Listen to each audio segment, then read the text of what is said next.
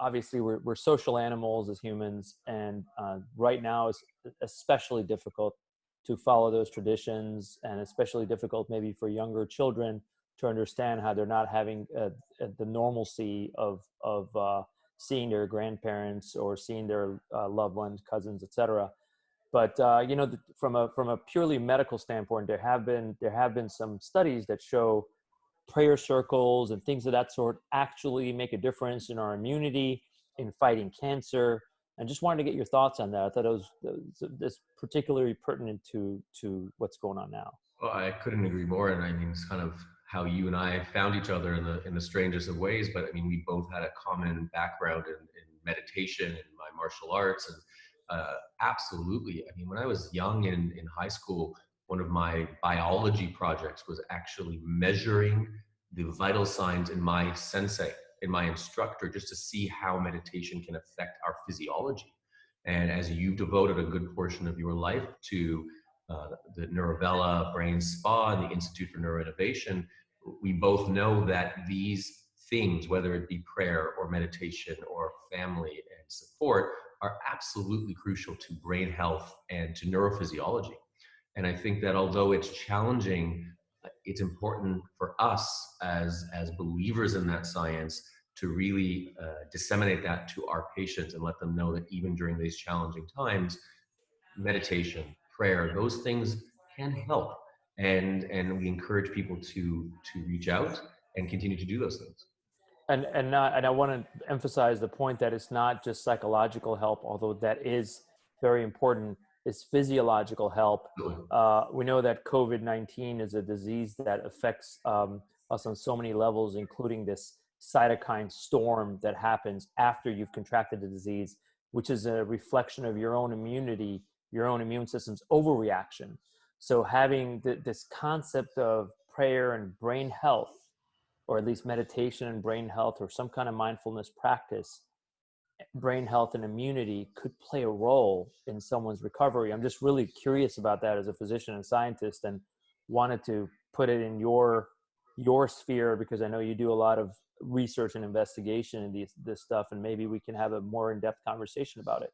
Yeah, I mean, I think you're right. And I would ask you, do you think that this cytokine release, just to explain it to some of the non-medical people listening to this chat, do you think it's in general almost like an oxidative stress, a pro-inflammatory response, not only immune? I know, it's one of the pro-inflammatory responses that happens, but it's one of the later ones, one of the later manifestations of COVID-19.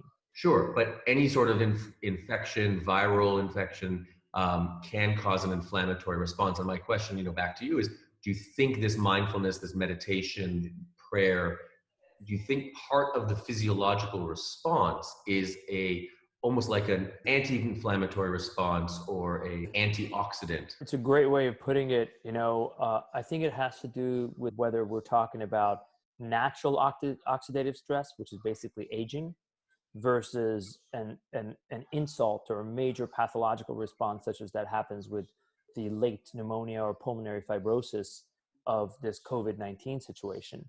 I think that can be attenuated potentially with mechanisms that have to do with nervous system, the gut-brain connection. And we have seen studies about meditation that do attenuate the autonomic nervous system's response to fight or flight. But I don't think we've seen their response in, for example, at least I haven't seen studies that talk about interleukins and the cytokines and how they react to, say, a prolonged meditative practice. Or even how they react in a active infectious period, in an acute stress response. Because I think back to cortisol and the HPA axis. Our research staff and you and I to dig in a little deeper and maybe talk to some authorities about it, because I think that would absolutely be a game changer, because then you would know that meditative practices have a direct, deliberate response on immune reactions. And sure, it's almost like it becomes an immune modulator. Right. You've done a lot of work with the brain spa and mindfulness, but I mean, the question I still find really interesting is, how do you And then I ask you this question because you've worked on sort of the virtual reality and some of the light stimuli. How do you force that state upon a person who's not healthy enough to bring themselves there? I wonder about people who are fighting COVID-19 or other awful infections who don't have the energy or the ability just physically to try and be mindful, to try and meditate, to try and do whatever it is they need to do to heal themselves. And they're relying very much on medical supportive technologies. And so I wonder if there are technologies or mechanisms or methods that you are aware of that could help people enter that state to help that physiology. Fantastic subject, and I would say it's probably the hottest topic in neuroscience and in my sphere of neuroscience, which is applied neuroscience to improve patient conditions. And I think there are three ways I look at it. There are three ways of delivering energy to the nervous system. It's electrical, chemical, or through its own ability, what we call neuroplasticity, its own relearning ability.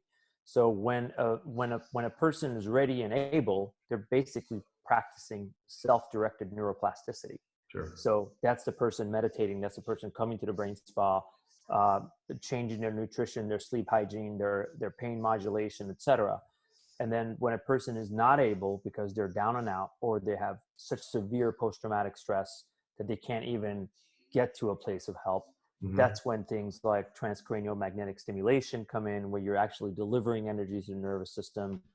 Or, I mean, there have even been experiments with LED lights at certain frequencies, the Schumann frequency or the extreme low frequency.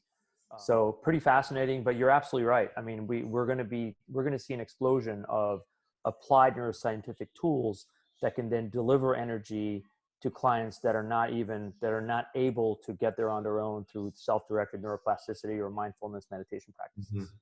Yeah, so theta waves is something that's had a lot of research, looking at deep brain stimulation, Parkinson's disease, Alzheimer's, tremor. People really have looked into sort of these physiologic waves in the brain and how to help, augment certain positive feedback loops and how to deter or mitigate negative feedback loops. I think that's a very exciting part of what you and the team at I&I and Neurovell are doing, and us at NSG. With your help. Much appreciated.